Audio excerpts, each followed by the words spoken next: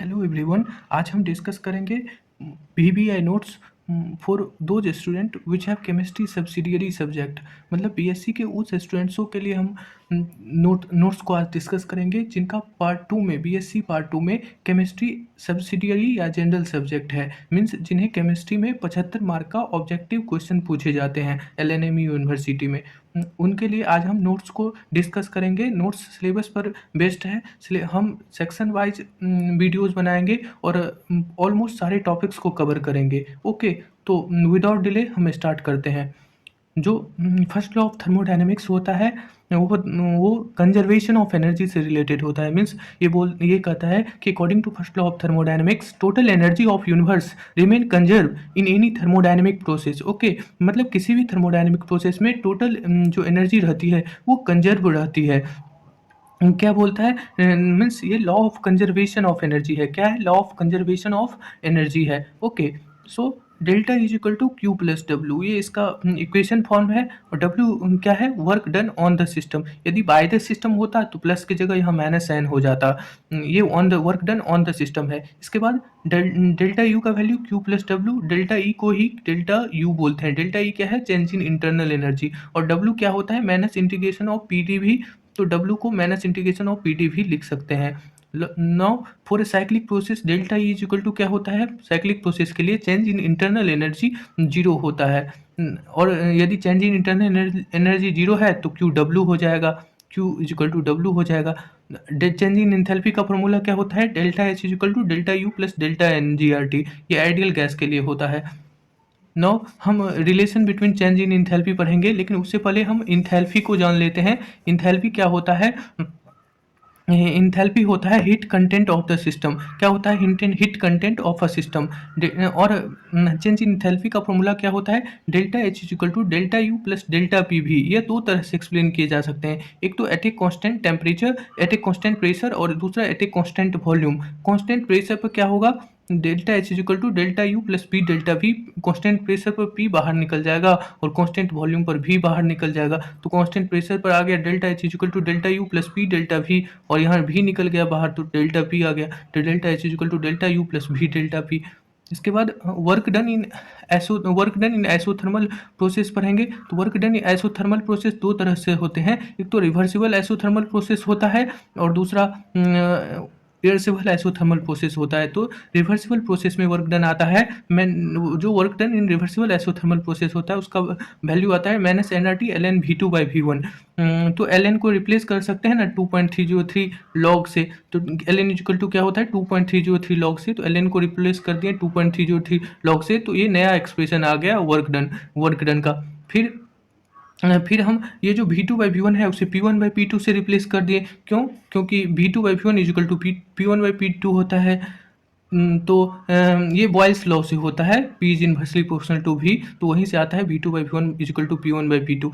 तो उसे रिप्लेस कर सकते हैं। इसके बाद फिर NRT को P1/V1 से रिप्लेस कर दिए क्योंकि P is equal to NRT होता है। फिर P1/V1 को P2/V2 से रिप्लेस कर दिया है। तो ये वाला जो एक्सप्रेशन है ना W is equal to minus NRT ln V2/V1, इसको याद रखना है। और फिर इस फॉर्म से हम इस सारे फॉर्म ला सकते हैं इजीली। तो इस फॉर्म को याद कर लेना है, वर्क डन इन reversible isothermal process, right, minus NRT ln V2/V1। इसके बाद वर्क डन इन जो एडियाबैटिक प्रोसेस के लिए जो वर्क डन होती है वो क्या होती है?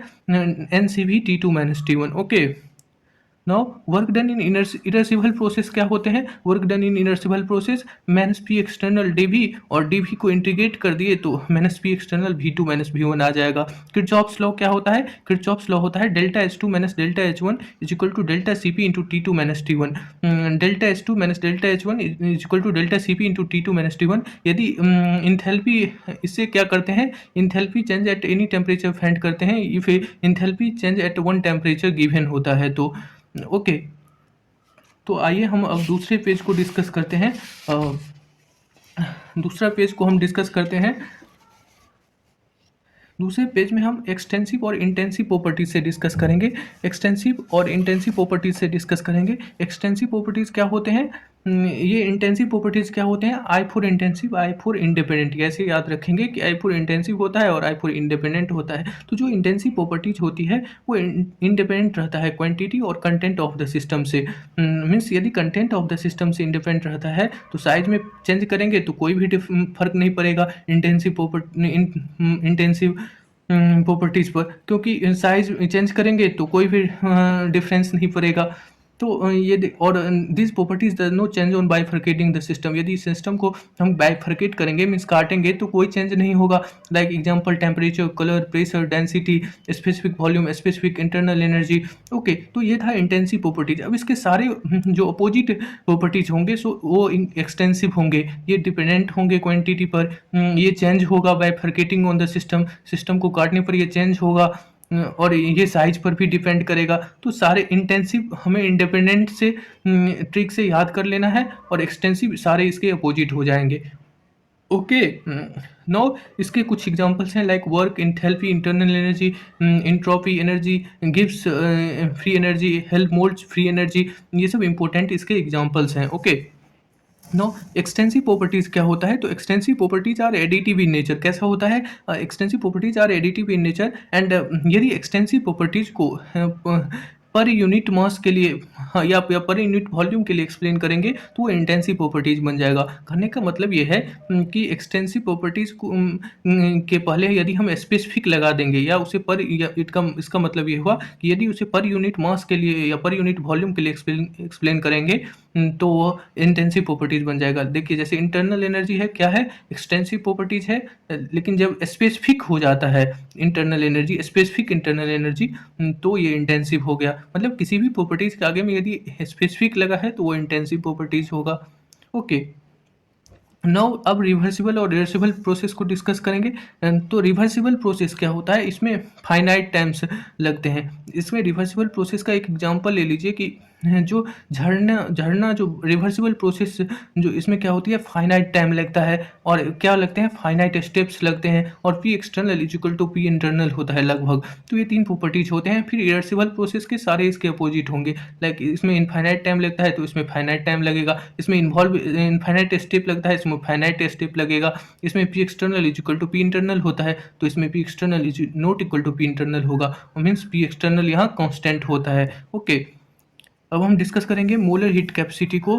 तो मोलर हीट कैपेसिटी क्या होता है? ये amount of heat required to change the temperature of 1 mole of substance by 1 degree Celsius. Okay, तो molar heat capacity is equal to होता है Q by N D T. क्या होता है? Q by N D T. ये भी at a constant volume और at a constant pressure पर एक्सप्लेन होता है। एट ए कॉन्स्टेंट वॉल्यूम पर सी भी क्या आता है? क्यू भी बाई एन डी टी। क्या आता है?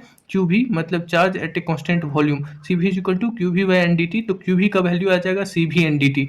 अब ये जो सी भी एन डी टी होता है वो चेंज इन इंटरनल एनर्जी के इक्वल होता है। डेल्टा इज इक्वल टू क्या होता है? Q V is equal to N C V delta T. Okay, और ये जो एट ए कॉन्स्टेंट प्रेशर जब इसे एक्सप्लेन करेंगे तो C P is equal to आएगा Q P by N D T. तो Q P is equal to क्या आ जाएगा? C P N D T. ये चेंज इन इंथैल्पी के इक्वल होता है। Delta H is equal to Q P is equal to N C P delta T. Okay, और जो बहुत ही इंपॉर्टेंट रिलेशन है दैट इज सी पी और सी भी के बीच में, वो होता है सी पी माइनस सी भी इज इक्वल टू आर। क्या होता है? सी पी माइनस सी भी, सी पी माइनस सी भी इज इक्वल टू आर। अब हम नेक्स्ट पेज पर चलते हैं। नेक्स्ट पेज में हम सेकेंड लॉ ऑफ थर्मोडायनेमिक्स से स्टार्ट कर रहे हैं। सेकेंड लॉ ऑफ थर्मोडायनेमिक्स क्या होता है? सेकेंड लॉ ऑफ थर्मोडायनेमिक्स होता है कि एक किसी भी कोई भी प्रोसेस तभी स्पॉन्टेनियस होगा जब delta S greater than zero होगा। According to second law of thermodynamics that process will be spontaneous in which entropy of universe increases. Second law of thermodynamics के अकॉर्डिंग स्पॉन्टेनियस प्रोसेस के लिए delta S greater than zero होना चाहिए। Means ये कहना चाहता है कि entropy of universe is always increasing. Okay, delta S universe is equal to क्या होता है? Delta S system plus delta S surrounding, ये ग्रेटर देन जीरो होना चाहिए। थर्ड लॉ ऑफ थर्मोडायनेमिक्स क्या बोलता है? Entropy of perfectly crystalline solid at absolute zero of temperature is zero. Okay, thermodynamic process को अब डिस्कस करेंगे। थर्मोडायनेमिक प्रोसेस क्या होते हैं? थर्मोडायनेमिक प्रोसेस ये ऐसे इसमें चार प्रोसेस को हमें डिस्कस करना होता है। Isobaric process, isochoric process, isothermal process और एडियाबैटिक प्रोसेस। एसोबैरिक प्रोसेस के क्या होते हैं? This process are occurring at a constant pressure. Okay, तो यदि कांस्टेंट प्रेशर है तो डिफरेंस इन प्रेशर कितना आएगा? जीरो। एसोकोरिक प्रेशर ये कांस्टेंट वॉल्यूम पर ऑकरिंग होता है। तो यदि वॉल्यूम कांस्टेंट है तो डीवी क्या आएगा, 0 आएगा। ऐसे ही एसोथर्मल प्रोसेस में डीटी 0 होता है, ये कांस्टेंट टेम्परेचर पर होता है। एडियाबैटिक प्रेशर में हीट ट्रांसफर 0 होता है। ओके, तो डी क्यू 0 होगा और या क्यू इक्वल टू 0 होगा, या और क्यू हम बोल सकते हैं क्यू 0 है। इसके बाद ये जो कार्नोट हीट इंजन होता है वो कार्नोट साइकिल पर डिपेंड होता है। ये जो इसके बाद कार्नोट साइकिल पर आते हैं। ये ऐसे साइकिल्स होते हैं जिसमें ऑल प्रोसेस जो होते हैं वो रिवर्सिबल और आइडियल इन नेचर होते हैं। ओके, इसमें 4 तरह के प्रोसेस होते हैं। एक आइसोथर्मल एक्सपेंशन होता है, दूसरा आइडियाबैटिक एक्सपेंशन होता है, तीसरा एसोथर्मल एक्सपेंशन होता है और एडियाबैटिक कंप्रेशन होता है। हमेशा याद रखना है कि जितने भी प्रोसेस होंगे वो आइडियल होंगे, रिवर्सिबल होंगे। ओके, ये चारों प्रोसेस होते हैं।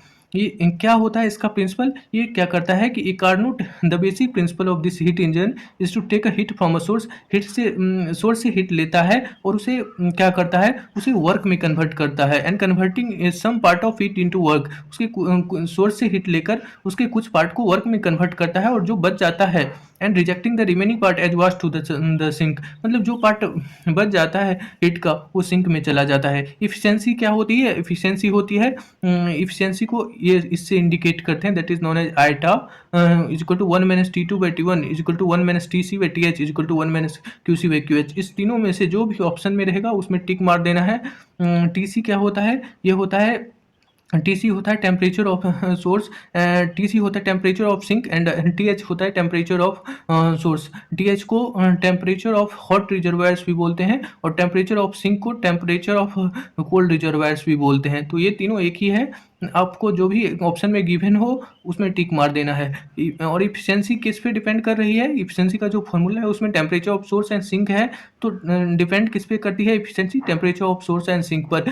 और इफिशियंसी हमेशा 1 से बड़ा होगा, क्योंकि ऐसा इसलिए होता है इफिशियंसी हमेशा लेस देन 1 होगा, क्योंकि some part of heat is always reacting to the sink. कुछ जो हीट बचा रहता है वो हमेशा सिंक में चला जाता है, इसलिए हमेशा 1 से कम ही होगा इफिशियंसी। ओके, इसके फॉर्मूला बहुत ही इंपॉर्टेंट है, आप तीनों को ध्यान में रखिए, जो भी ऑप्शन में दिया रहेगा उसमें टिक मार देना है।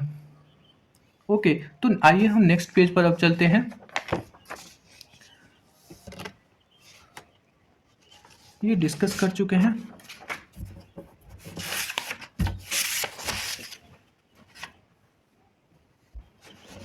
नो, अब हम डिस्कस करेंगे, क्या डिस्कस करने जा रहे हैं हम, गिब्स फ्री एनर्जी। क्या होता है ये Gibbs free energy, Gibbs free energy क्या होता है, ये maximum work that can be obtained from system eight a constant temperature and pressure. क्या होता है, मैक्सिमम वर्क होता है that can be obtained from a system eight a constant temperature and pressure. क्या होता है, मैक्सिमम वर्क डन होता है जो कि सिस्टम से मिलता है और एट ए कांस्टेंट टेम्परेचर और प्रेशर। यदि यही at a constant temperature and volume रहता तो ये हो जाता गिब्स हेल्महोल्ट्ज एनर्जी, लेकिन एट ए प्रेशर है तो गिब्स फ्री एनर्जी। प्रेशर की जगह इस डिफिनेशन में यदि वॉल्यूम दे देते तो गिब्स हेल्महोल्ट्ज एनर्जी का ये डिफिनेशन हो जाता। फॉर्मूला क्या होता है, delta G is equal to delta H minus T delta S, D G is equal to VdP minus STT।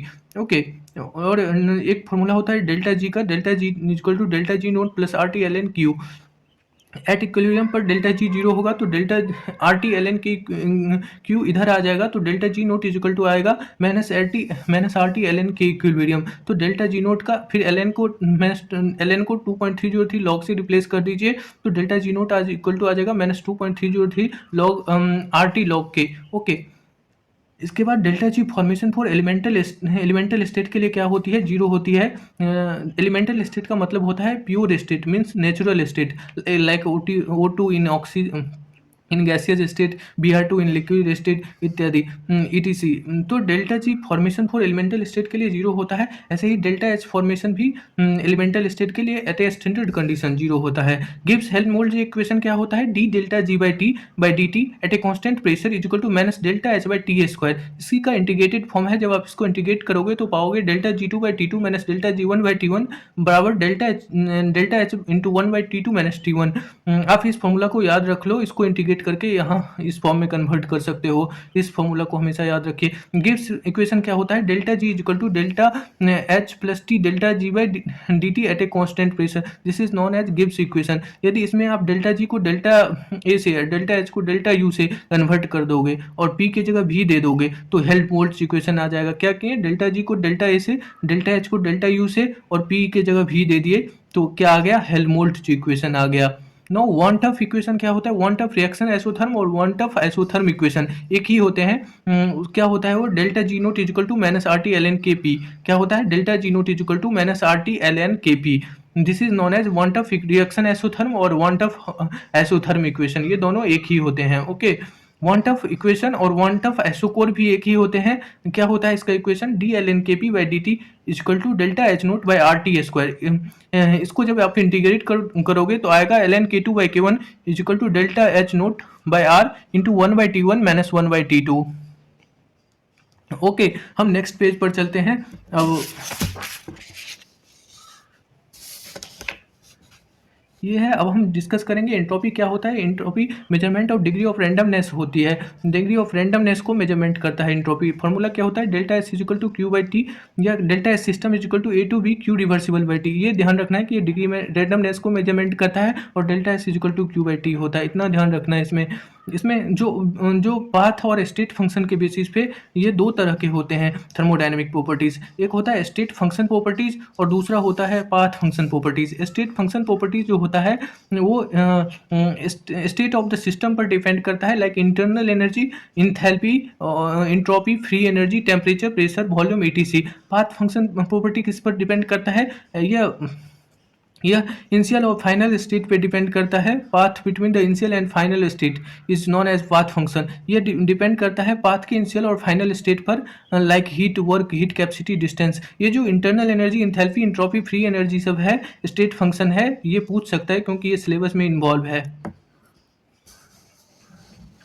Okay, for spontaneous process के लिए delta G less than zero होता है और delta S greater than zero होता है। क्या होता है, डेल्टा जी लेस देन जीरो होता है और delta S greater than zero होता है स्पॉन्टेनियस प्रोसेस के लिए। हेज लॉ क्या होता है, हेज लॉ बताता है कि किसी भी रिएक्शंस में जो रिएक्शन का इंथैल्पी होता है, चेंज इन इंथैल्पी होता है, वो रिएक्शन जितने भी स्टेप में कंप्लीट होता है सारे के चेंज इन इंथैल्पी के सम के इक्वल होता है। ओके, तो रिएक्शन रिएक्टेंट टू प्रोडक्ट में कन्वर्जन हुआ है तो उसका इंथैल्पी है डेल्टा एच, और जितने भी स्टेप में कंप्लीट हुए, delta H one, delta H two, delta H three, delta H four, delta H five, ये उसका चेंज इन इंथैल्पी है। तो delta H one, delta H two, delta H three, delta H four, delta H five के सम के equal होगा। Okay, तो यही बोलता है according to second law, according to this law enthalpy change of a chemical reaction is sum of enthalpy change of all step through which chemical reaction proceed.